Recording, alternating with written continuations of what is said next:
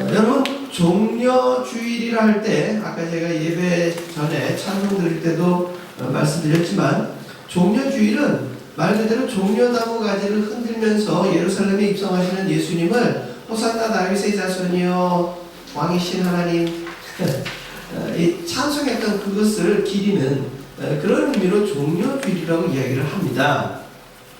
그러면서 보면 이제 호산나 호산나 이렇게 이야기를 하죠. 그래서 제가 오늘 주보 맨 밑에다가 호산나 이 무슨 뜻이냐, 이제 구원하소서라는 의미가 담겨져 있는 말로 호산나라는 것을 외쳤음을 기록을 해 놓았습니다. 자, 그러면 호산나라는 이제 구원하소서라는 그 의미가 담겨져 있으면서 38절에 보면 이렇게 이야기를 합니다. 주의 이름으로 오시는 왕이여, 이렇게 표현을 해요. 주의 이름으로 오시는 왕이여. 그러면 백성들이 이렇게 예수님을 부를 때 그들의 마음속에는 어떤 생각이 담겨 있을까요? 당신은 왕입니다, 우리는 신하입니다, 그 뜻일까요? 물론 표면적으로 왕이라는 표현을 쓰게 되어진다면 당신이 왕이기 때문에 우리는 신하여 백성이라는 의미가 표면적으로는 담겨져 있어요. 그렇지만 예수님을 반가이 맞이하는 그 백성들 각자의 마음속에는 다 다른 뜻이 담겨져 있다는 거예요. 자녀들이 어렸을 때는 아빠나 혹은 엄마가 바깥에 나갔다가 들어오게 되면 맞이하면 오죠. 엄마 아빠 하면서 뛰어와요. 그때는 그 아이들의 그 환호가 다른 계산이 있어요, 없어요? 계산이 없이 엄마 아빠가 집에 온 게 반가운 거예요. 그래서 막 뛰어 들어오면 같이 맞이하러 나오는 겁니다. 근데 어느 정도 이제 머리가 컸어요.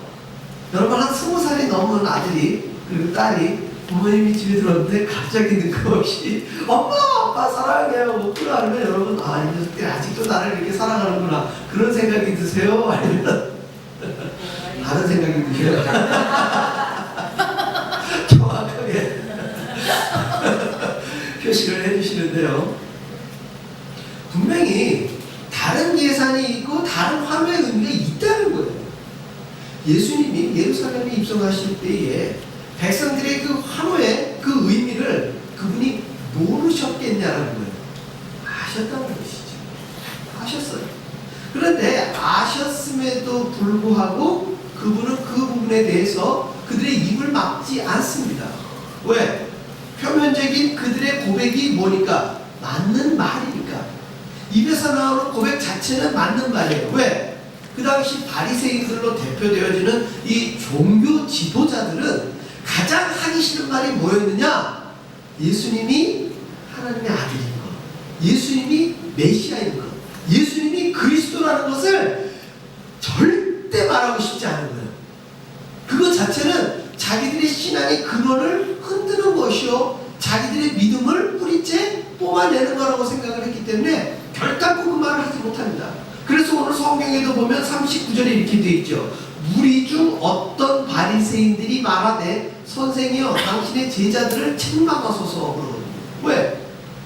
이 제자들로 대별되는 그 수많은 무리들이 주의 이름으로 오시는 왕이여 그러죠. 그리고 하늘에는 평화여 가장 높은 곳에는 영광이로다. 이 표현은 하나님께 하나 일종의 독서로 찬미의 언어들이거든요. 근데 그것을 누구한테 하니까? 예수님께 하니까 자기들이 볼 때는 이거 불경죄라 이거예요. 불경죄. 그러니까 이거는 정말 하지만 자기들이 견디지를 못하는 거예요. 예수님에게 흡사 하나님처럼 섬기는 그 장면 자체를 이 바리새인들은 어떻게 되는 거예요? 견디지를 못하는 거예요. 우리 예수님은 백성들이 그 속마음에 어떤 것을 가졌던 건 간에 그들이 이 종교 지도자들, 율법을 알고 하나님을 안다는 그 사람들이지만 입술마저도 고백하지 않는 그 사람들에게 책망의 언어로 일반 백성들이 호산나 다윗의 자손이요 왕으로 오시는 이여 호산나 할 적에 그 말이 결국은 당신 귀에 좋게 들리는 말씀이 아니라 누구에게 하는 말이에요? 네. 알면서 믿으면서도 입으로 믿으면서도 고백하지 않는 그들을 향해서 이야기를 하죠. 그래서 그 표현을 뭐라고 얘기하느냐? 저들의 입을 막으면 누가 소리를 지른다? 돌들이 소리 지른다. 이 얘기는 역으로 얘기하면 무슨 뜻인 줄 아세요? 바리새인들 너희들은 뭐만도 못하다? 돌멩이만도 못하다는 거예요. 돌이 소리를 지르겠습니까? 그럼에도 불구하고 돌들이 소리를 지를 것이다. 너희는 돌보다도 더 강팍한 마음을 갖고 있는 너희들이다 라는 것을 반증하는 언어로 예수님은 지금 말씀하고 계시는 것입니다. 그런데 그 놀라운 화로성을 들었던 예수님이 그 다음 장면에 보게 되면은 41절의 성경은 이렇게 얘기합니다. 가까이 오사 성을 보시고 우시며.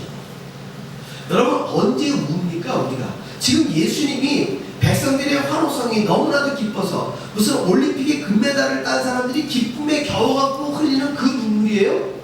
이 눈물은 기쁨의 환호성을 부르짖었던 백성들과는 전혀 다른 감정의 울음이에요. 이건 정말 슬퍼서 우셨다는 거예요. 슬퍼서.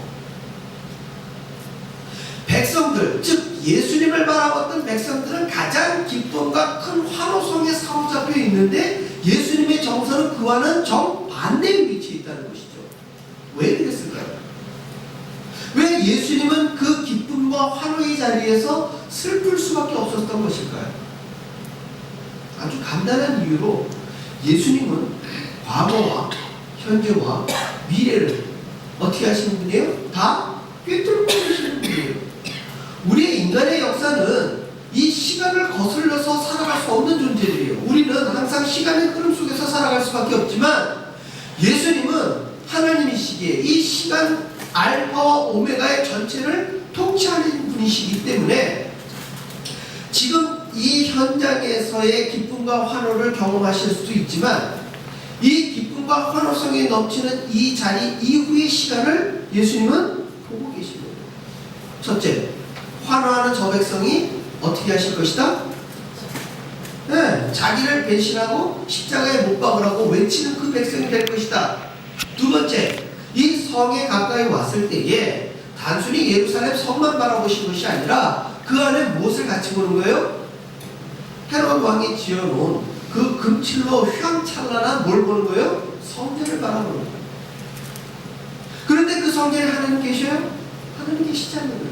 하나님의 영광이 그 성전 안에 계시지 않는 이유는 무엇입니까? 이 백성들이 입으로는 하나님을 섬긴다 하지만 그 심중 가운데에는 다 자기들의 유익밖에 없다는 거예요. 대표적인 것이 성전들에서 돈 장사하는 사람들 있죠. 돈을 받고 환전하는 무리들. 사람들이 먼 거리에서 자신들의 그 속죄 제물들을 다 갖고 올 수 없으니까 현장에서 자신의 어떤 번제나 소제나 다양한 이런 속죄의 제사를 지낼 때 쓰여질 제물과 어떤 성소의 세겔로 바꿔지는 돈들을 거기서 환전하는데 그 수수료가 커요, 작아요? 그 수수료가 굉장히 큰 거예요. 장사가 된다는 얘기죠. 그래서 예수님이 이 장면 뒤에서 이 성전을 청결하는 그러한 일을 하실 때에 이 환전하는 무리들과 이 짐승들을 파는 무리들의 상을 다 엎어버리고 채찍을 그들을 때리는 장면들이 나와요. 여러분, 인자가 많으시고 자비로우시고 사랑이 충만하신 예수님의 행동과는 왠지 맞아요, 안 맞아요? 잘 맞지 않는 장면들이라는 얘기예요. 맞지 않는 장면들. 그래서 제가 예전에 설교할 때 한번 말씀드린 것처럼 예루살렘에 예수님이 입성하신 이후의 장면들은요, 흡사 당신이 죽음의 자리에 가기 위해서 오버액션을 하시는 듯한 모습을 우리가 지울 수가 없다는 거예요. 이전에 보여주셨던 당신의 메시아됨과 그리스도됨을 극구 백성들로 하여금 감추고 가리우고 전하지 말라고 너만 알으라고 했었던 그런 예수님의 모습과는 흡사 반대로 굉장히 큰 액션과 사람들을 때리기까지 하며 나아가 바리새인들을 향하여 세례 요한은 독사의 자식들아 이런 표현을 썼는데 예수님은 뭐라고 얘기해요? 이 독사의 새끼들아 하면서 더 강력한 표현들을 썼다는 것입니다. 그것은 당신이 이 사람들로 하여금 그 마음속에 죽이려고 하는 그 마음, 예수님을 죽이려고 하는 마음을 끄집어내기 위해서 강권적으로 그들을 프레스하는 거죠. 압력을 넣는 것처럼 장면으로 보여줬다는 것이죠. 왜? 예수님은 예루살렘 성을 바라보시며 이렇게 고백하십니다. 42절에 너도 오늘 평화에 관한 일을 알았더라면 좋을 뻔하였거니와 지금 내 눈에 숨겨졌도다. 평화에 관한 일. 평화에 관한 일의 가장 첫 번째는 무엇입니까? 속죄예요, 속죄. 예수님이 이 땅의 모든 사람들의 죄를 용서해 주시기 위해서 당신이 직접 속죄의 제물이 되신 거예요. 결국 이 속죄의 제사는 백성들에게는 전부 정말 가장 기쁜 일이요, 가장 귀한 일이요, 정말 값으로는 주고 살 수 없는 귀한 일인데 이 일에 대해서 아는 사람이 있어요, 없어요? 이것이 없다는 거예요. 두 번째, 이 평화에 관한 일을 이루기 위해서는 자신들의 욕심과 욕망과 머릿속의 계산을 다 내려놔야 돼요. 그 계산을 갖고서는 예수님의 십자가의 죽으심을 계산할 수 없는 거예요. 그건 맞출 수가 없는 거예요. 그런데 많은 사람들은 사도행전 1장에도 나와 있지만 부활하신 예수님을 바라보시면서까지도 뭐라고 얘기하느냐? 이 이스라엘의 회복이 지금부터니까? 이때니까? 이런 질문들을 하고 있어요. 때문에 부활하시기 전, 십자가에 죽으시기 전에 있었던 이 이스라엘 사람들의 머릿속에 들어있는 생각들은 다 자기 계산으로 꽉 차 있어요. 심지어 성전 안에서 예배를 드리고 있는 사람들의 그 중심을 보시는 예수님의 입장에서는 저 사람들의 모든 행위가 다 어때요? 헛되니 모든 것이 헛된 거예요.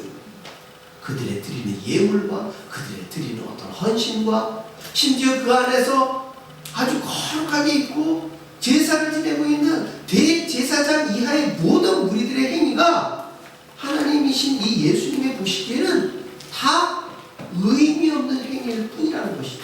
심지어 그들의 자존심처럼 내세우고 있는 이 성전, 헤롯 대왕이 지어놓은 휘황찬란한, 누구에게나 자랑하는 그 금빛 찬란한 그 성전을 그들은 자신들의 자존감으로 갖고 있어요. 봐라, 이 얼마나 위대한 성전이냐, 이곳에 우리가 믿는 하나님이 계시지 않냐 하면서 그들은 자존감으로 갖고 있지만 그것 하나가 예수님이 보실 때는 아무 의미가 없어요.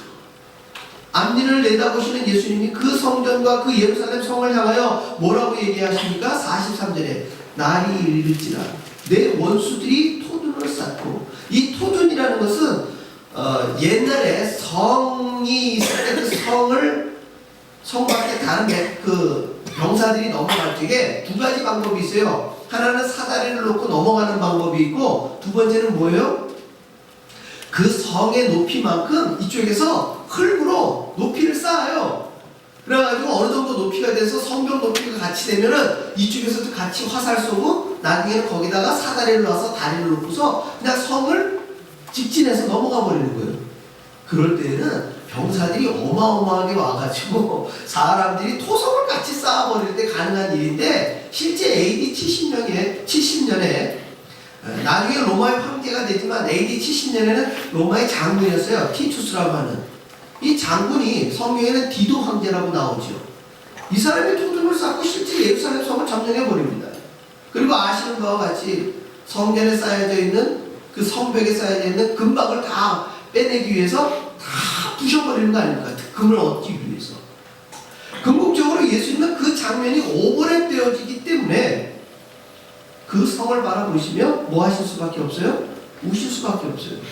그 우신다고 할 때에는 금이 아까워서, 사람 손에 지어진 그 성이 무너지는 게 아까워서 그것이 아니라는 것이죠. 그 무너지는 장면 가운데에서도조차 예수님의 마음과는 달리 자신들의 죽음과 자신들의 터전을 잃어버린다는 것에 대한 그 자신의 소유물들을 놓치면서 자신들의 생명이 죽는 것 자체에만 놓고 울고 있는 백성들의 모습을 본다는 거예요. 여러분 기억하셔야 됩니다. 우리가 이 땅 가운데에서 마음을 두고 있고 아까워하는 그것들은요, 주님 부르시는 그날 가져갈 수 있는 것이 단 한 가지도 없어요. 이 말씀은 여러분들이 지금 현실적인 삶에 두고 있는 것들의 가치를 다 무가치하게 여기라는 것이 아니라 여러분들이 가장 우선순위에 두라는 것이 무엇인지에 대한 말씀을 전하고 있는 것입니다. 우리는 이 이스라엘 백성들이 눈앞에 그리스도를 보면서 그리스도의 가치와 그리스도를 깨닫지 못하는 그 가장 근원적인 이유가 무엇이냐면 그 마음속에 자기들이 믿고 있는 신앙이 너무나도 강팍했기 때문에 그래요. 종교 지도자들로부터 해서 유대인에 이르기까지. 그렇기 때문에 우리 예수님을 그리스도라 고백한 사람들은 그 당시 유대인 전체에 비하면 소수예요, 다수예요? 소수의 사람들이 믿었다는 것이죠. 그 사람들이 구원받은 백성이 된 것이고 그 사람들이 하나님의 아들이었던 예수님의 말씀을 전했기 때문에 오늘날까지 이 복음과 하나님의 말씀이 저와 여러분에게 전파되어진 것입니다. 따라서 이 예수님의 마음, 그 우시는 마음, 안타까운 마음, 이것을 우리는 오늘날 부령사역이라고 합니다. 한 영혼 한 영혼을 복음으로 구원의 자리에 이르게 하는 일, 이것을 한자어로 영혼을 구원한다 해서 부령사역이라고 이야기합니다. 모든 교회와 모든 목회자와 모든 그리스도인은 바로 이 부령사역에 초점을 맞춰야 해요. 우리 주님이 원하시는 평화에 관한 일이 바로 이것입니다. 천하보다 귀한 한 사람의 영혼을 구원하는 일. 이 평화에 관한 일을 이 백성들이 알았더라면 예수님을 호산나 호산나라고 부르는 그 마음속에 정말 구원의 역사를 이루시는 하나님으로 그 모든 사람들이 받아들였을 것이라는 것입니다. 여러분 오늘 이 자리에 만약에 제 우편에, 제가 이렇게 설교하고 있는 우편에 우리 예수님이 앉아 계시다면 여러분 그 예수님을 바라보시면서 여러분 무엇을 구하시겠습니까? 예수님이 여러분들 눈에 우리의 예배 시간에 보이시는 분으로 만약에 여기 앉아 계시다면 여러분은 그 예수님에게 어떤 기도를 드리시겠습니까? 그 기도의 의미가, 그 기도의 중심이 2000여 년을 격하여 우리가 예루살렘 그 자리에 있었더라면 우리가 고백할 말과 같아야 된다는 것이지요. 그랬을 때 비로소 예수님은 우리를 만나시면서 이들에게 했던 말을 똑같이 반복하지 않는다는 것이죠. 만약에 예배드리는 우리에게 오늘 이 본문과 똑같이 너희가 평화에 관한 일을 알았더라면 좋았을 것을 한다면 우리는 아직도 예수 믿는 우리의 믿음과 우리의 마음의 중심이 이 2000년 전의 유대인들과 다를 바가 없게 된다는 것입니다. 우리는 분명히 예수 그리스도의 정체성을 아셔야 됩니다. 분명히 예수님의 이 땅에 오심을 우리는 확신해야 됩니다. 그래서 이번 한 주간 우리가 고난 주간을 보내면서 예수님의 고난 당하심과 예수님의 죽임 당하심은 단순히 아프고 놀랍고 무서운 일이 아니라 평화에 관한 일을 이루시기 위한 예수님이 걸어가신 십자가의 길이라는 거예요. 그 길을 저와 여러분이 걷지 않게 하기 위해서 누가 걸으신 거예요? 우리 주님이 걸으셨다는 거예요. 때문에 우리는 고난주간에 정서적으로 예수님의 고난과 아픔에만 동참해야 되는 것이 아니라 그 너머에 있는 그 큰 구원의 사건을 머리가 아니라 우리의 가슴으로 이해하셔야 된다는 거예요. 그때에 우리의 날마다의 삶이 구원받은 백성의 삶이 기쁨으로 되어진다는 것입니다. 제가 하나만 여쭤볼게요. 여러분 구원받은 사건이 커요? 한 10억짜리 복권 맞은 사건이 커요? 그런데 제가 볼 적에 대다수 많은 그리스도인들이 복권 맞으면요 얼굴 표정부터가 바뀔 것 같아요. 구원받은 사건에 대한 표정들이 우리는 그리 되지 못한다는 거예요. 왠 줄 아세요? 구원받은 사건의 기쁨이 나의 삶의 무게에 눌려있기 때문이에요. 여러분, 이거는 눌려있을 만한 일이 결단코 아니라는 것입니다. 정말 여러분이 이번 한 주간 동안 기도할 때에 깨달음을 얻기를 소망하는 것은 구원의 사건, 기쁨의 사건은 우리들의 삶의 무게에 비할 바가 아닌 것이죠. 우리가 자녀들을 가끔 보면은요, 숙제가 너무 많아요. 앞에 시험이 놓여 있어요. 내가 지금 뭐를 사기 위해서 15달러가 있어야 되는데 10달러밖에 없어가지고 나는 그게 걱정이에요. 이런 것들을 고민할 때 어른된 여러분들은 그런 것들이 고민이 돼요, 안 돼요? 전혀 고민이 안 되죠. 그러나 그 사건을 맞이한 자녀들은요, 십자가의 구원과는 전혀 상관없이 자기 눈앞에 놓여있는 그것이 더 크다는 거예요. 우리 주님이 보실 때에는 우리가 자녀를 바라보는 그 관점과 똑같이 우리가 오늘 그렇게 살고 있는 거예요. 애들한테 15달러나 저와 여러분에게 15만 달러나 하나님 입장에 똑같은 금액이에요. 그런데 우리는 그것 때문에 힘들어 하잖아요.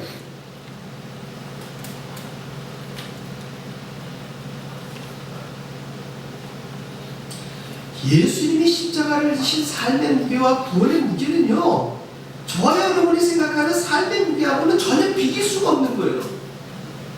할 수만 있거든. 내 자를 옮기시어 주시옵소서. 그러나 내 뜻대로 마옵시고 주 뜻대로 하옵소서는 예수님의 그 십자가 지기 싫어하는 정서적인 어떤 그런 무게가 아니라는 것입니다. 이번 고난주간 아침 기도회와 저녁 기도회가 지속적으로 이어집니다. 화요일, 수요일, 목요일, 금요일. 우리의 365일 시간 가운데 그저 나흘의 시간은요, 있으나 없으나 하는 시간이라 해도 과언이 아닐 거예요.